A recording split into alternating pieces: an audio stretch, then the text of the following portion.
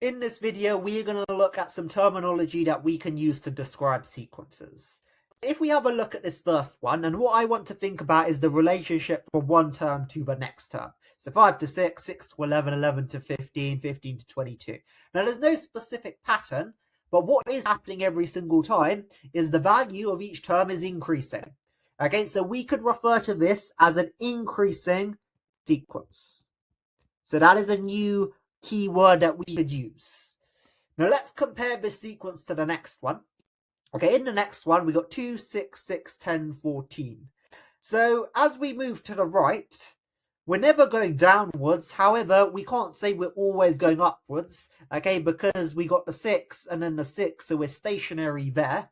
Okay, however, we can still refer to this as an increasing sequence since we're never going downwards. Okay, so this would still be called increasing. However, we do want to differentiate between sequences where we're always going upwards versus ones where we might be stationary from one term to the next term, but in general, we're going upwards. So this top sequence here could be referred to as strictly increasing. However, the bottom sequence cannot be described in the same way.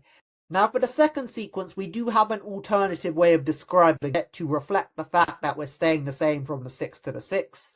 Let's think about what we're never doing. Well, we're never decreasing, so we could call this sequence non-decreasing.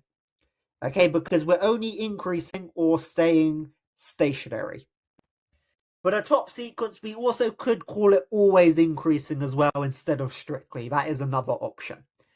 Now, in terms of generalization, essentially what is happening for our strictly increasing sequences is that any term in the sequence, which we'll call un plus 1, must be greater than the previous term, which we're going to call un like that. Now, the inequality would be slightly different for the next one.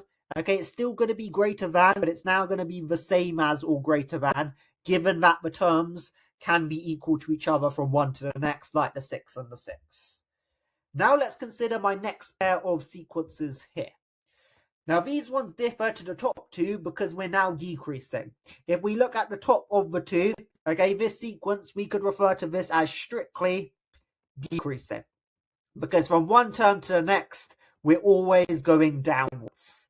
Whereas the sequence below it, we have that stationary values here of 10 and 10. So we could call this a decreasing sequence.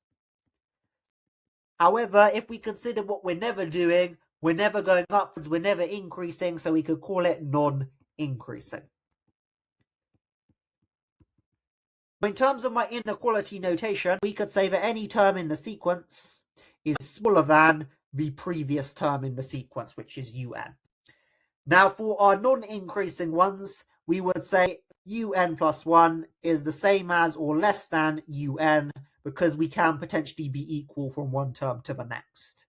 Now, all of these sequences here, these first four that I've discussed, can be referred to as monotone sequences.